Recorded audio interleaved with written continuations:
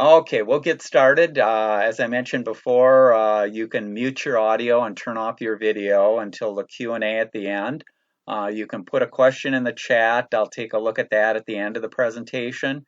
And the handout is out on the PC Club website in the past meetings area. And it sounded like Jim, if he hasn't put it out there, we'll put it out there shortly, a link to that area also.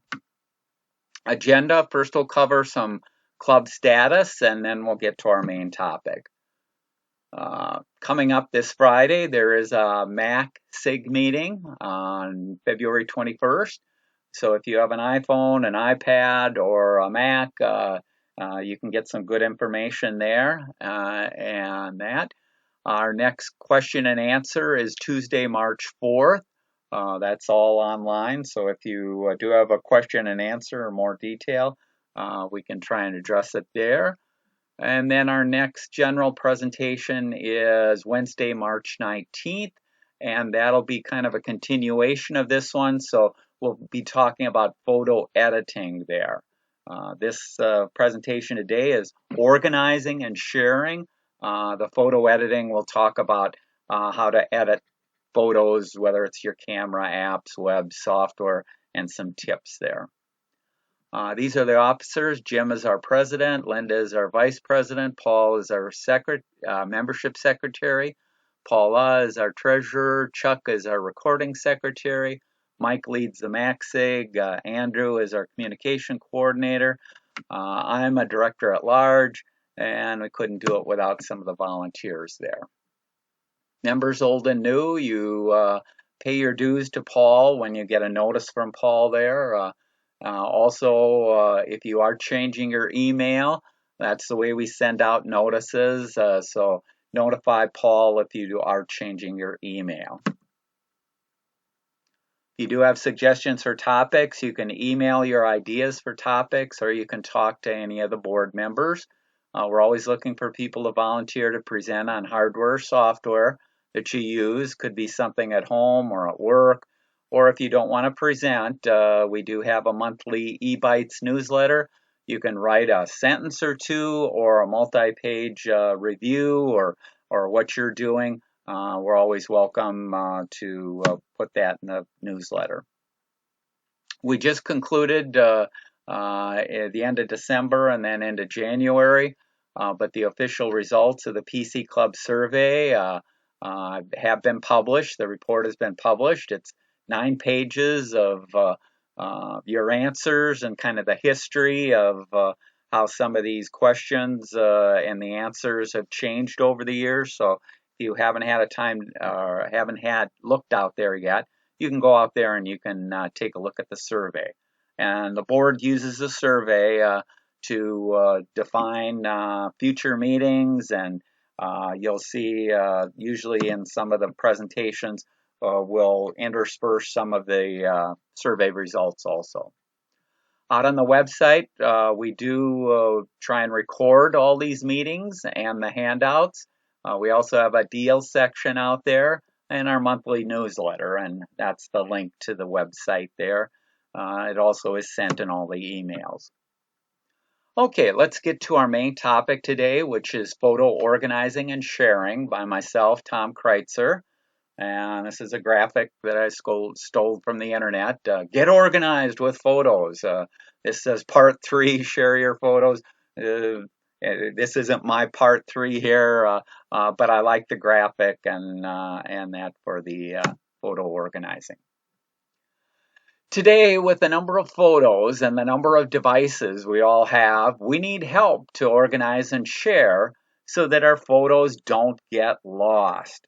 Don't be like this office where you've just got piles, whether they're physical piles or virtual piles, but it's not a good state to be that disorganized. Today, there are many tools, sites, and even artificial intelligence available today to help us, but we need to have a plan, and you need to put in a little effort to make it work. None of it is done automatically for you. Taking time now will pay back 1,000-fold down the road with access from anywhere on any device. Okay, and if we were in person, I would ask people to raise their hand right now if they think that they have organized their photos. And because we aren't in person, I can just use my thought process and I can see the hands. And usually in a group of 30 people, there might be one or two people that are currently have their photos organized and are sharing. So don't feel alone. Most people have good intentions. They just never get around to organizing and sharing their photos. And what they have is they have a mess and they have no plan. Okay, then I mentioned here, is this you? And actually, this was, if you're familiar with the internet website Reddit, I had seen this out on Reddit. Somebody had asked the question. I have photos on two computers on my phone. So this is a husband and a wife, it sounds like, on my phone, which runs out of space until I delete pictures and then it fills back up again. We have 3 external drives. We have several SD cards, probably from old cameras and that. We have 2 Google Photo accounts, which are both out of free storage, and they're paying a monthly fee. They have some photos out on Shutterfly, on Facebook, on Instagram, and on the Apple iCloud, which is also out of space and where they're paying for 200 gigabytes of storage. I want this couple or person, I want to simplify everything, but don't want to keep paying for more storage on more apps. And so this is the typical person that I run into. Again, everybody has good intentions to organize and share. They just don't get around to it, and they've just accumulated all this stuff over time. And this is from the ancient Chinese philosopher here. Don't be overwhelmed with the task. We've all got thousands of pictures, whether it's current photos or photos in albums and photos all over the place. Don't be overwhelmed. The journey of 1,000 miles begins with a single step. Start with a single photo collection, whether it's a phone that you have, whether it's an SD card, whether it's a directory out on a computer. Start with a single photo collection and go from there. What we'll talk about next is information and tips to get you going with your photos. Do some or all of the tips, and you can choose to use the tool that I use, or you may have other tools. Well, we all have access to hundreds of other tools to help us there. But I beg you, I plead, I implore you to resolve today that today is the day that I get off my butt and do something about my photos. So if you want to take something away, get off your butt and start doing something. I will not be covering videos today. Videos are slightly different and you have different options, but we'll just be talking about photos today. Okay, the very first thing that you have to do with photos is you have to have one system of record on where you're going to be organizing and where you're going to be sharing. So you have to pick one place to share your photos and act as your system of record.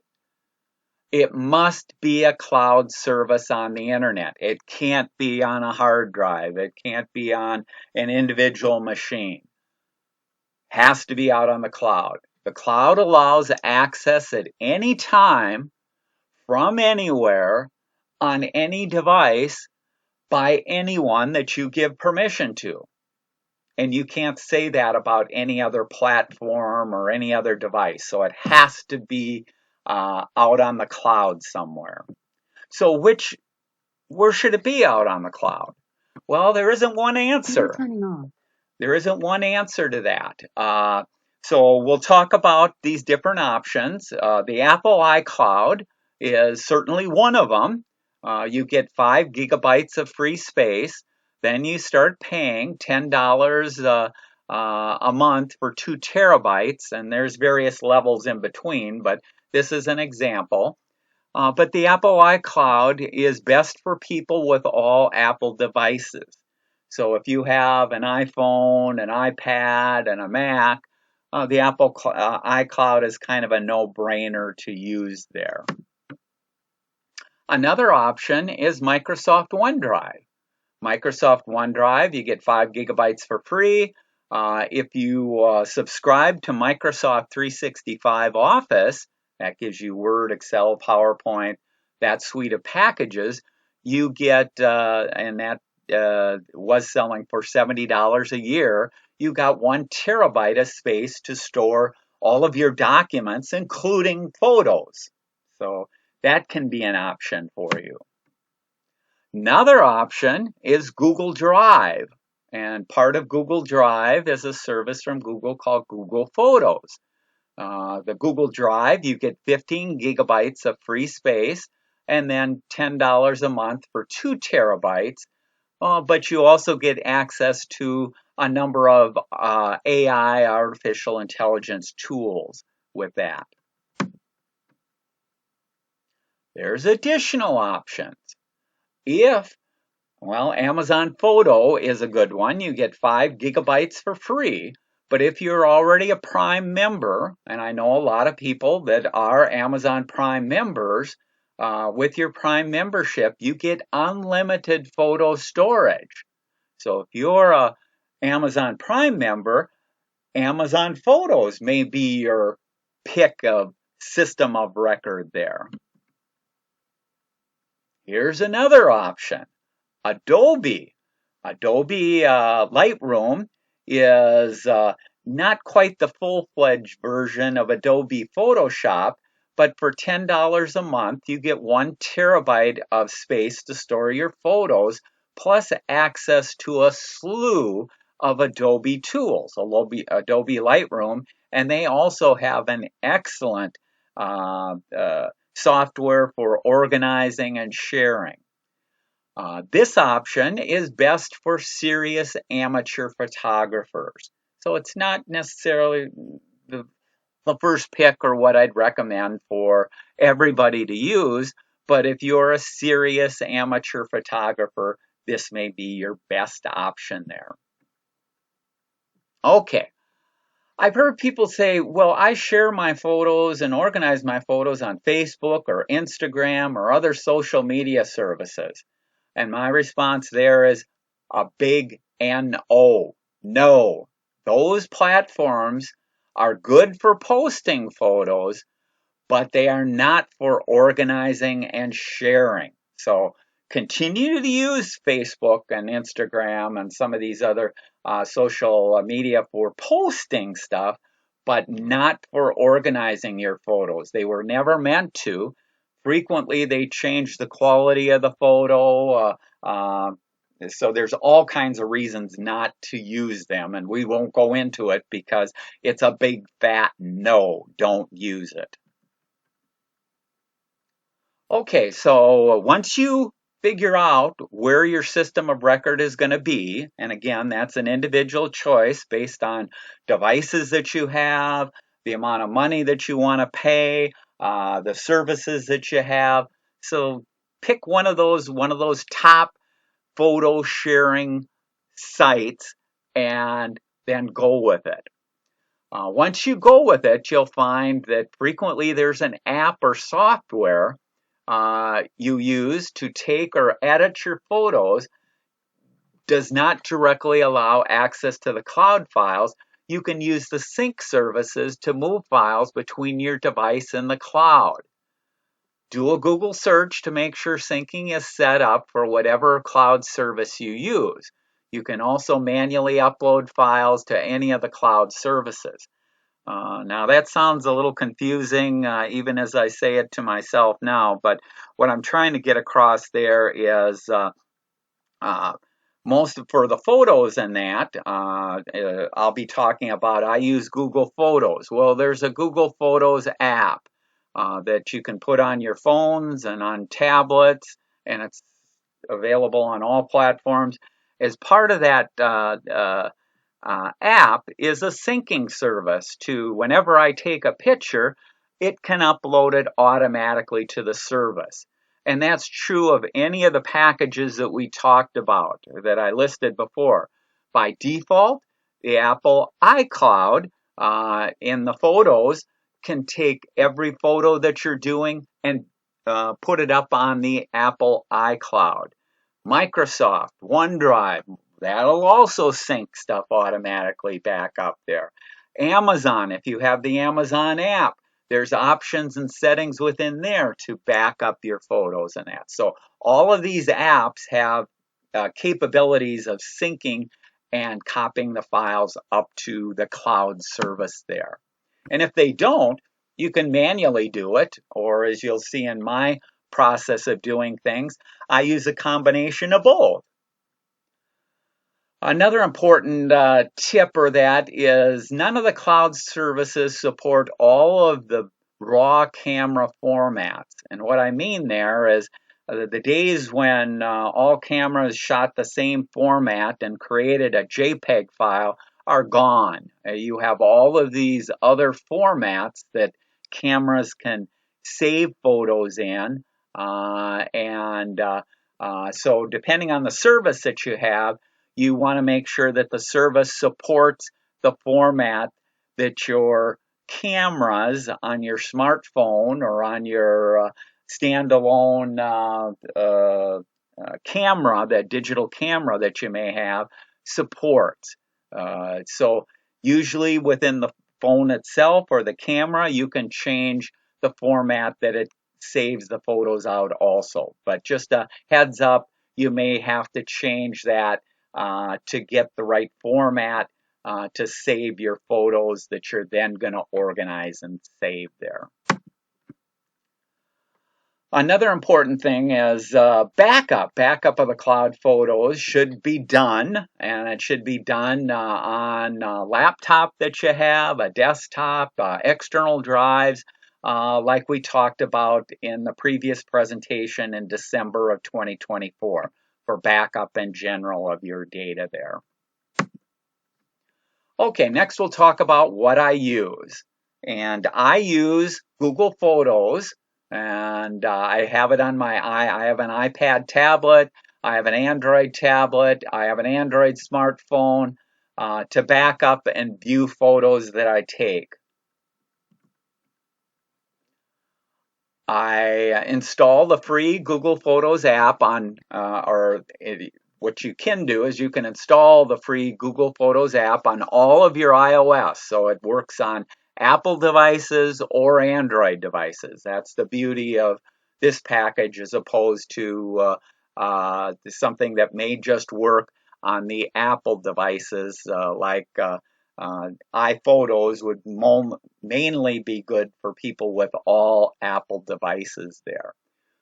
Within the Google Photos app, you can turn on, and I believe it's turned on automatically, but it's called Auto Backup. So all the photos taken from the devices will automatically be backed up, and you can choose the quality that it backs it up in. So that's the settings and the options there.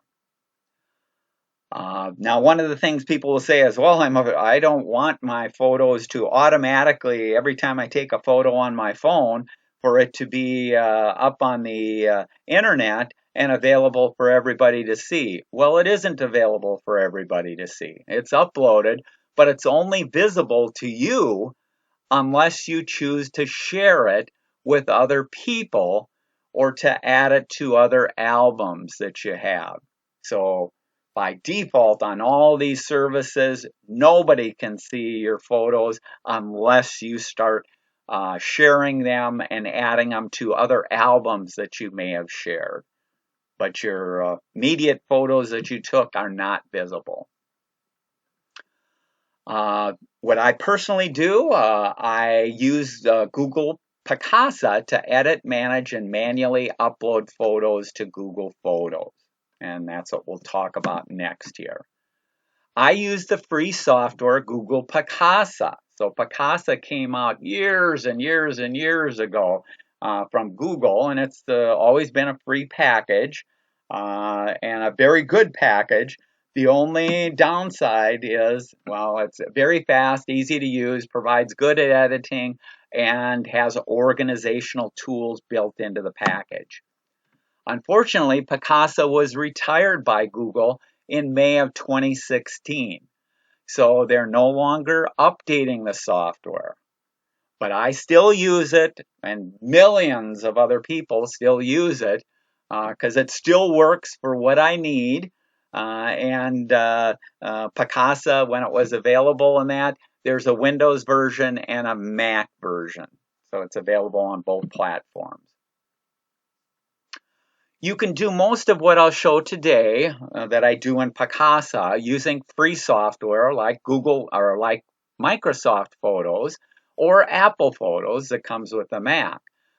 Features vary from package to package, and some of the features that I use on a daily basis or whenever I organize my photos, some of them are very difficult. As you'll see, I'll edit the file names. Well, editing the file names in some of these packages means one at a time you can change a file out there. Well, Picasa lets me select 10 or 20 or 50 and change automatically renumber the photos within there. So there's features and functions that you'll see vary from package to package. I won't be covering photo edits today. As I mentioned earlier, we'll be covering editing of photos in the March presentation. Okay. Next, we'll start talking about what I do in Google Picasa, and I don't do it on a daily basis. I usually do it once a month. I go through and organize my photos. First step that I do is I collect the photos that I'm working on in a folder on my desktop. So on my desktop computer, and I like to use that because I have a larger screen, plus that's where I have Picasa. And I have a directory out there called _work. And I either manually copy from phones that I have, or I download photos from Google Photos. I have scans that I may have done on my printer. I have Facebook photos that I've saved. And I have several cameras, several other digital cameras. Family members may have given me access to their photos. I may have that. Text messages, people may have sent me a photo and I go, oh, that's a good photo. I want to add it to my organization and sharing there. And it could be a bunch of other places. So let's take a quick little look here if I can. This is Picasa. It's running on my laptop. This is an HP laptop that I'm running it on. When I open it up, I'm in what's called this folder view, which lets me manage things. And we're currently in a folder called _work. And these are the photos that we'll be working with today to organize and share. Usually in a month I have considerably more photos to work with, but because of time and everything, we'll just cover a few things here on what's going on. So let me do this. If we were in person today, let me see if I can do this. If we were in person, I would take a picture of the whole group. But let's see, well, I guess because we don't have people, all we have is a screenshot of the different people here. And what I did is I took out my smartphone and I took a picture of this screenshot. If we were meeting in person, I would have taken a picture of the entire group there. Once I take a picture of the entire group, that's on my smartphone. I can take a look at that, and my Google Photos on my smartphone has already uploaded it to Google Photos on the web. So if I can go out here, we'll quickly go out here. Let me see if I can get out here, and I can go out here. This is Google Photos on the web. I can go to my photos here, and what we should see here, let me refresh. There's the screenshot that I just took minutes ago. There is available up on Google Photos on the web there. This normally would have been a picture of all the people attending the meeting, but this is a demo to show this. Now, if I was editing this for the month, what I then do is I can go up here. Oh, I didn't want to do that. My mouse clicked where I didn't want. I can select this photo and any number of photos, and I can go and download it. And that downloads it to my computer. I'm going to take this downloaded photo here and let me put it into my work directory. So this is the end of the month. I'm going to be working with my files here, and I'm going to cut this and let's put it. My work directory in this case is, and my pictures directory and work, and we'll paste it in there. And so at the end of the month, if I had a bunch of photos and I could take them off of Google Photos here, I can put them into Google Picasa. So you can see here in Google Picasa, here's the new photo that has been added here. This is letting me organize them. I can make this bigger so that people can kind of see there. And there's the photo that I just took of my screen. Was taken off of my smartphone, sent up to Google Photos. I downloaded it from Google Photos, and I put it in my work directory. So I'm getting my files ready to work on once a month in Picasa there. Let's go back to our presentation. So let me get back here. So yeah, once a month I collect these photos from all these different sources, potentially all these different sources, and I put them into that work directory. This is an important step next. Delete photos. You have to be brutal. Do not keep every photo. Get rid of duplicates. Keep the best one. Delete the rest. Delete blurry or poor quality. Delete screenshots or temporary photos you no longer need. Delete unflattering photos. Delete any photo that doesn't add to the story that you're trying to tell with the photos. And so too many people just want to keep everything that they've ever shot. And when I use my smartphone or take pictures of people, I'm usually taking from different angles. I may take multiple shots to try and get people with their mouths open or with a good smile and that they're looking in the right direction. So we all take more photos than what we need. You have to go through and delete the ones that you don't need. If you're getting a whole bunch of photos from another source, so let's say I was accumulating photos from a wedding that I went to, I may get photos from my sister or from other family members and things like that. Well, to go through one at a time and delete can take a little bit of time. There is free software out there. I use a package called VisiPix to find duplicates and then merge the multiple. It can let me merge multiple large sets of photos automatically. There's also another package called AllDupe for Windows that is also free and will do the same functionality. Okay, after you've deleted photos, I want to make sure that the date and the time is correct on those photos. So if it came from a smartphone, it usually has the correct date and time. All other cameras and sources, you may need to change or adjust the date and time. This is especially true from sources like Facebook. So if I download a photo from Facebook that I like, that just has the date and the time that I downloaded it from Facebook. It doesn't have when the original photo was taken. So you want to make sure and change that.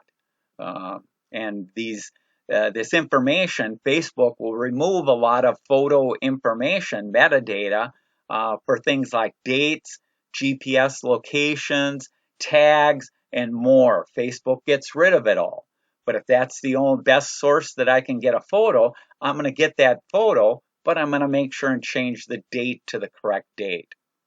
If you don't know the exact date, give it your best guess. You can change the date later after checking with friends and relatives. So let's go back to Picasa here. And while I'm in Picasa here, so these are two images of my great nephews. They're school photos, and I scanned those in. And when I scanned them in, they came in with the date that I scanned them in. If I wanted to change this to some other date, let's say I wanted it to reflect maybe the beginning of the school year, I can use this tool up here. I can go up. There's a tool to adjust the date and time. And I want this to be September 1st of 2024. Is I want that's the relative date of these, and it can do one at a time or multiple, and this is going to do multiple and adjust them all, so I can change them all. These others were taken with a camera with my smartphone. I have several smartphones, and the date and time is correct there. This was from a Facebook. My brother was celebrating his 25th anniversary. That was 25 years ago. And so if I want to change that to have the accurate date, I go up here and I can put in the year 2000 and change the date there. So you go through, and usually there aren't many photos for the month that I have to change the date and time. But I do want to get that date and time set correctly for the photos that I'm working with. Okay, after I change the date and time for all those photos, I go back through and I rename all the files. I select the photos that are for the same year, month, and day and rename them to a file name that starts with 4-digit year, dash, 2-digit month, dash, 2-digit day, dash, and then a number. And the reason for that is because I have photos from multiple sources, and even if I just had a single source of a smartphone, the format of the file name from the smartphone is not user friendly and is not easy to work with or to open up and copy and move and do all kinds of features and functions that you'll want to do later on. You want it in all of these photos in a consistent file name format. And so I do that. Sometimes I will add some extra words if I know that I have a bunch of photos from a wedding or from a trip or something like that. I may add that in there too. So let's go back to Picasa here, and we'll rename our photos or here. And these two photos here, I know those who are on the same date are going to have the 9/1 of 2024. I can go up here.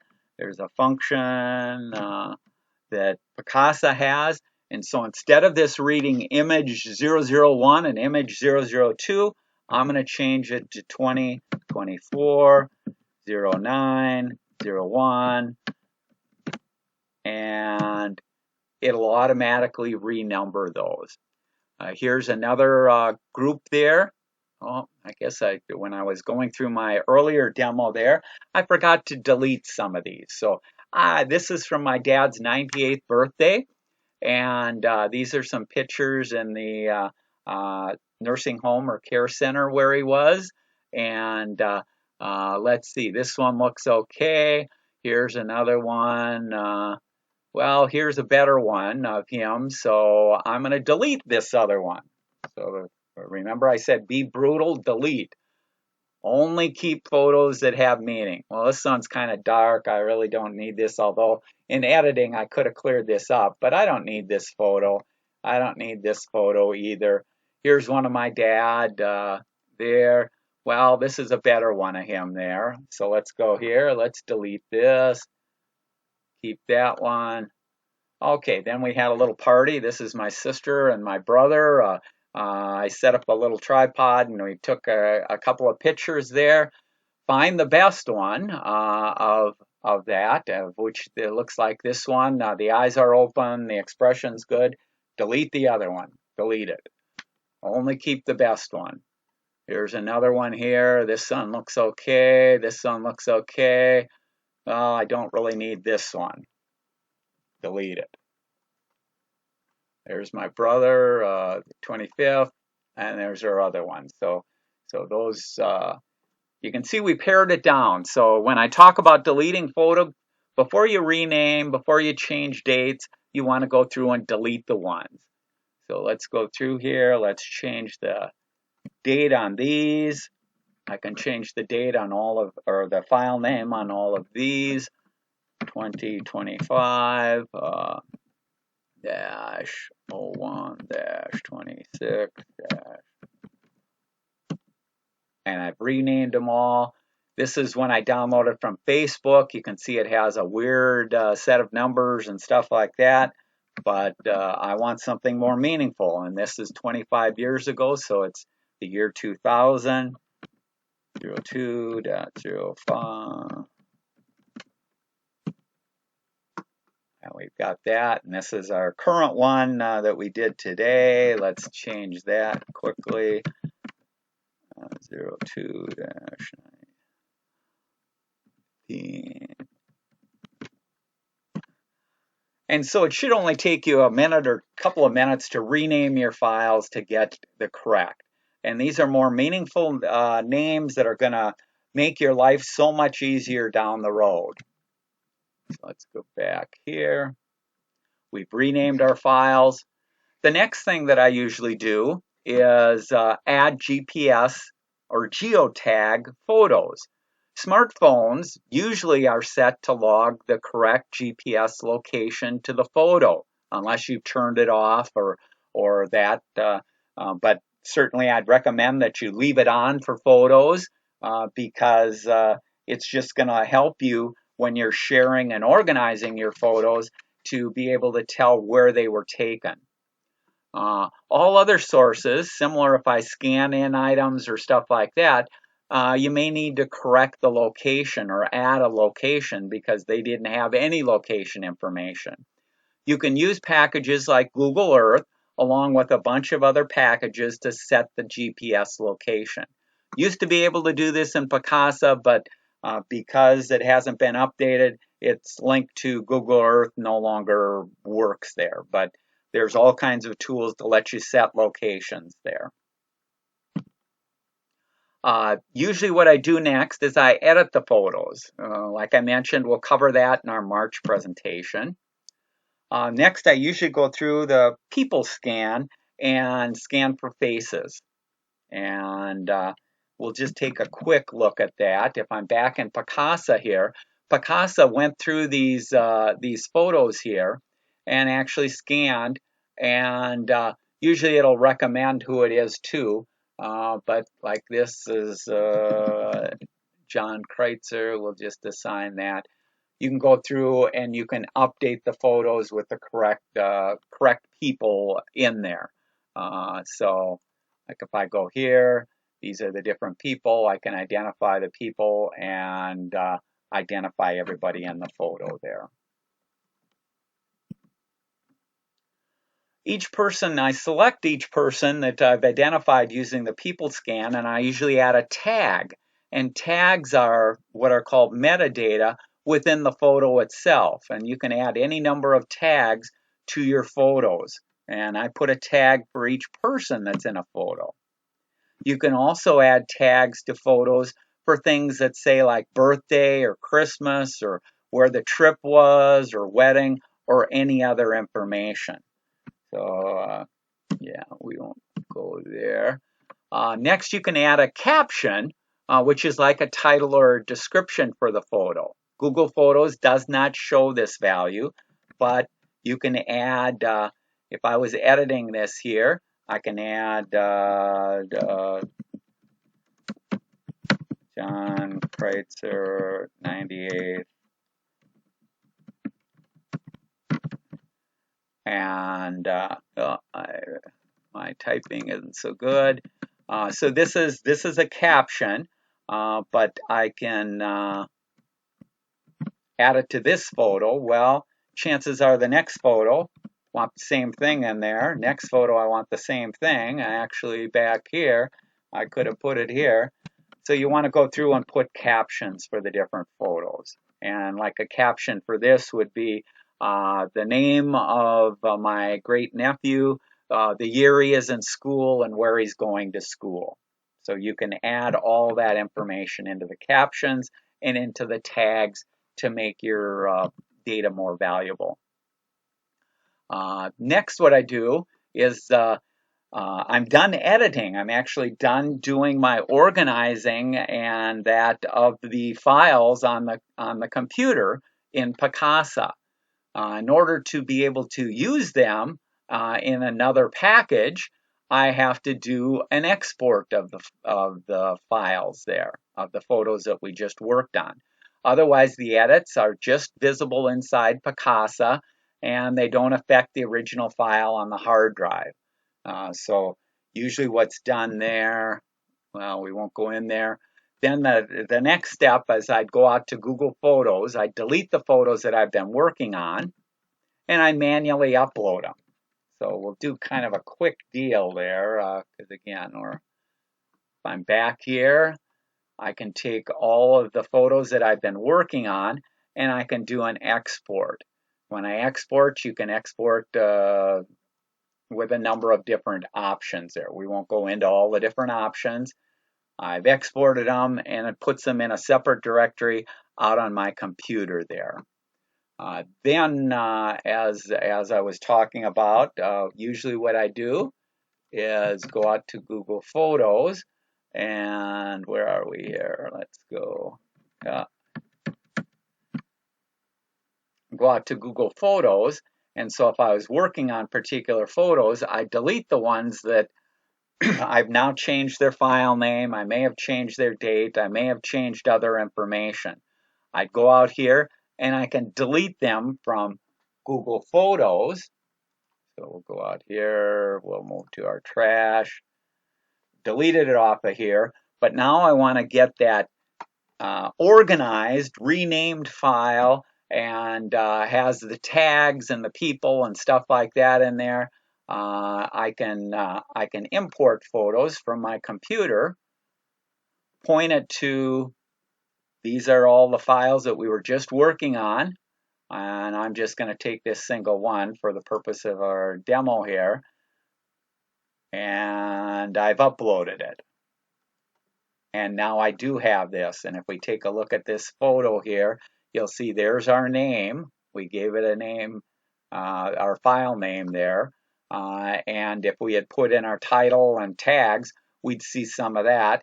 Here's our GPS locations.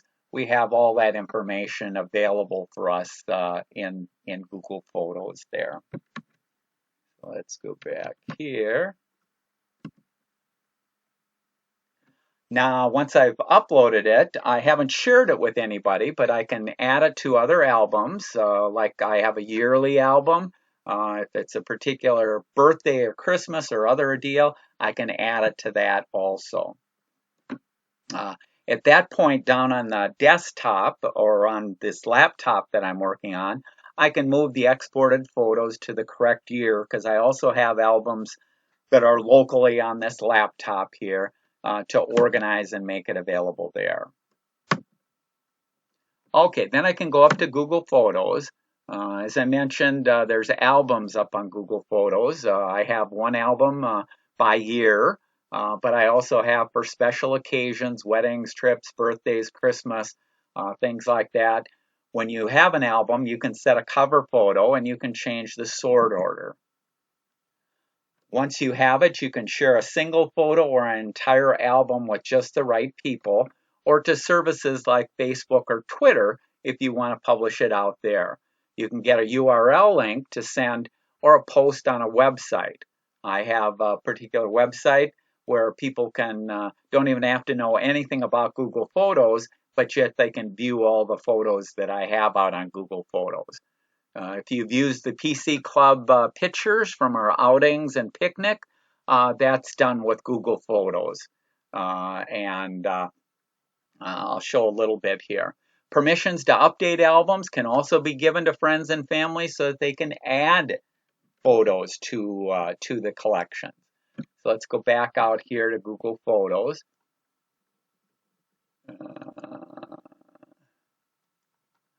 Let's go to albums. So this is a list of albums. You can see here I have an album for 2025. Here's different ones, a basketball game. There's the photos that I had taken or scanned in from my great nephews and that. There's the photos from the birthday party.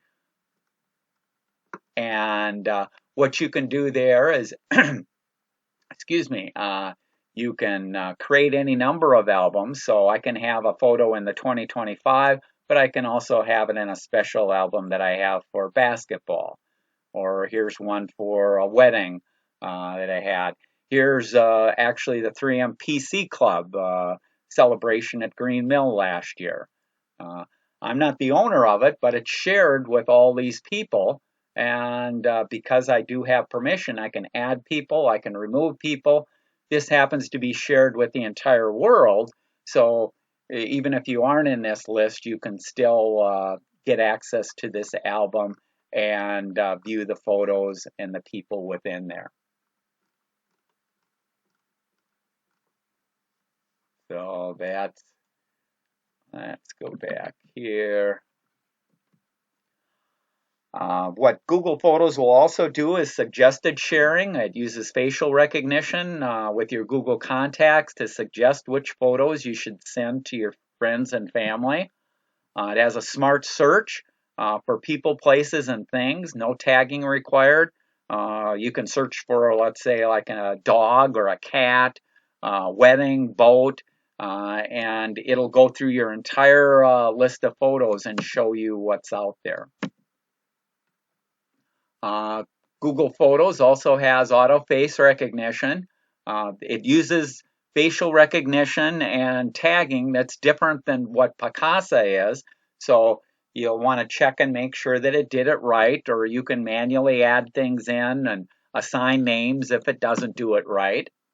Google Photos is used by over 500 million people. This is an overview of some of the features there. We won't go into that right now.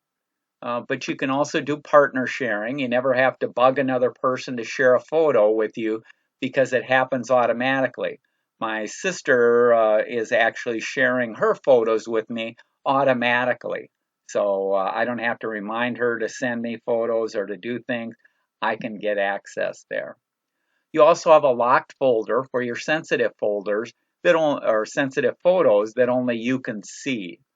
So let's see. Automatic memories are created. But you can modify that. So if you have an ex-spouse, you can say, don't create memories that include the photo of my ex-spouse. Another nice feature with any of these cloud services is you can cache your photos on your TV. So instead of having to pass around a small screen on a phone and pass it from person to person, you can project it up on your TV using Chromecast, Apple TV, or in some cases there's special apps. Okay. Before we open it up for questions, I'll just quickly kind of go out here. So we took a look at some of the albums here. I can go here and I can do a search, and again, dog, you can see I have identified a number of dogs there, but this will go through and show me all kinds of dogs all throughout the years. This is me back in 1969 with our dog. But it'll go through and search, and you can do complex searches. Let's go back here. The photos, this is where it creates memories. There's my sister, myself, and my brother from the winter of 1960. Magic hour, track. It'll create all kinds of memories there. And that was kind of a quick overview. Let me do this. I'm going to put this down. We'll check and see if there's questions, or if you do have a question, you can, I'm going to stop sharing here. And let me get to Teams here, and I'm going to turn my camera on. Click in there, and we'll take a look at the chat. So if anyone has a question, you can ask the question. You can unmute yourself and show your video if you want, or you can put it in the chat itself. I have a question, Tom. Sure. If you go to try to download Picasa, it's been a while now, but Google's saying that they're concentrating everything into Google Photos. So when it comes to organizing your photos, what can you do in Picasa that you can't do in Google Photos directly? Yeah, you can certainly do a number of things in Picasa, but like the file renaming that I did, you'd have to go into each photo individually and rename it and keep track of, oh, the next number in the sequence is this, and the next number of the sequence is that. So you'll find from package to package, the feature may be there, but the implementation, can I highlight 10 photos and change the file name all at once? No. How easy is it to delete and organize the photos, changing dates, the date when it was taken, things like that. You'll find are very easy to do in some packages and very difficult to do in other packages. So it varies from package to package there. Now, you brought up a good point. If you go out to Google, Google does not have a page for Picasa to download.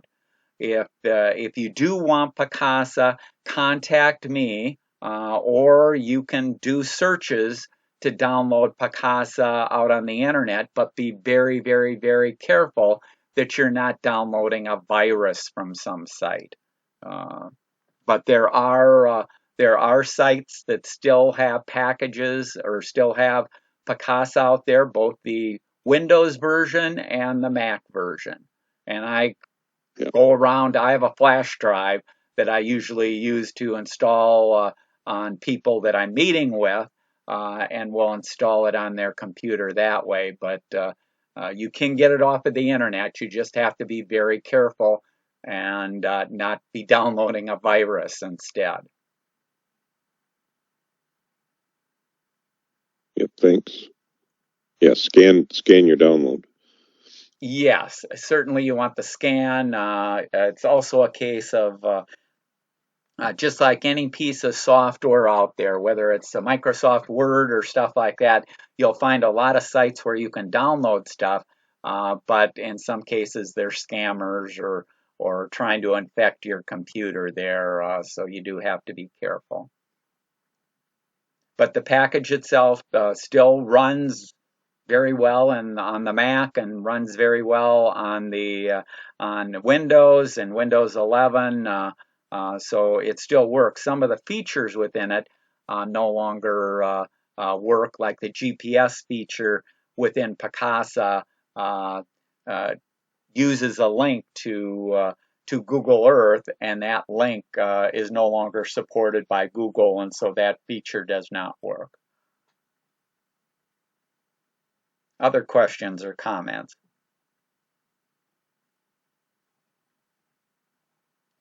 And I'm not saying, again, that you have to use the tools that I showed or that, but I'm just showing what I do what you choose to do. You may choose a simpler set of steps. You may have obviously a different set of tools. Just figure out what tools you want to use. And so some of the steps are pretty basic. You're going to have to make a plan. You're going to have to put in some effort, and that effort can be once a month, collect your photos. Once a month, go through and delete duplicates. Once a month, if you do want to rename the files, but let's say you don't want to rename the files at this point. Let's say you don't want to identify people. Let's say you don't want to put a title on it. You don't have to do that. Maybe just start out creating some albums, put your photos in, start getting rid of a number of them because, like I say, typically I'll delete more photos than what I keep. And you shouldn't be keeping every photo that you ever took.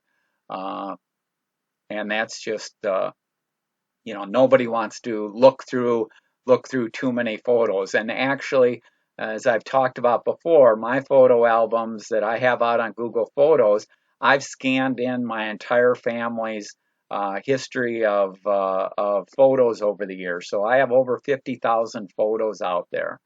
And the nice thing is it's not taking up a speck of space on my phone. So I don't run out of memory on my phone. My phone is accessing Google Photos. I can go back to 1880 and I can see family photos from 1880 and all kinds of stuff that I have out there, along with the pictures that I took yesterday.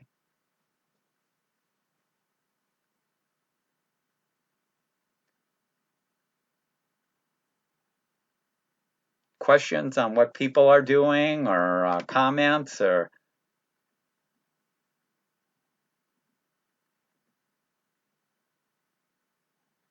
kind of a quiet group here. As I mentioned, don't feel that you're alone, that you may not have done anything with your photos yet. Most people have not. By far, 90+% of the people that I run into have done nothing. And they're hoping that there'll be some kind of magic AI tool that'll do everything for them. There's never going to be that.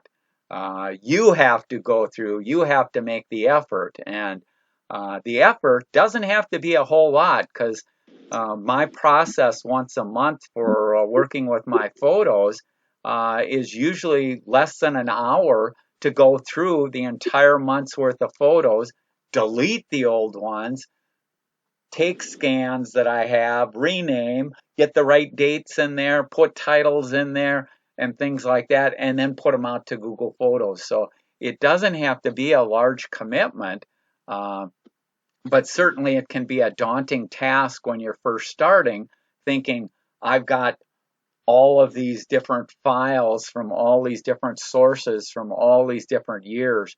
Just start. You have to just start with a single album, with just going to work on the photos that I took this year, get those organized, and then I'm going to take the 2024 photos and I'm going to start organizing those. Then I'm going to take the 2023 photos and just start working on the stuff there. And you'll find a lot of the photos that you took, as I mentioned, in deleting, I take a lot of photos that are one-time use, or you show them to somebody and you're never going to keep it or need it again, and you get rid of it. So if a picture doesn't tell a story, and usually a story means that you have a person in that story. If it's just, oh, it's a pretty sunset, I can do a Google search and I can find you 1 billion photos of a sunset that are better than the photo that you took. So do you really need to keep that sunset? Maybe you showed it to somebody, but long term keeping it, why do you have to keep it? Or if you go on a trip and you take a picture of the Eiffel Tower, there's a million Eiffel Tower photos out there. I'd just as soon download a good one than I would take it myself, and I consider myself a semi-professional there. Questions, comments?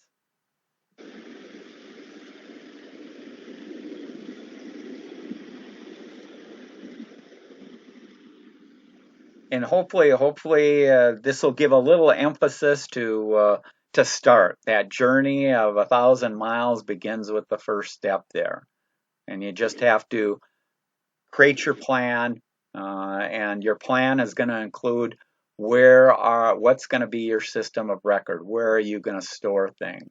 And because storing it is the most important decision that you're going to make.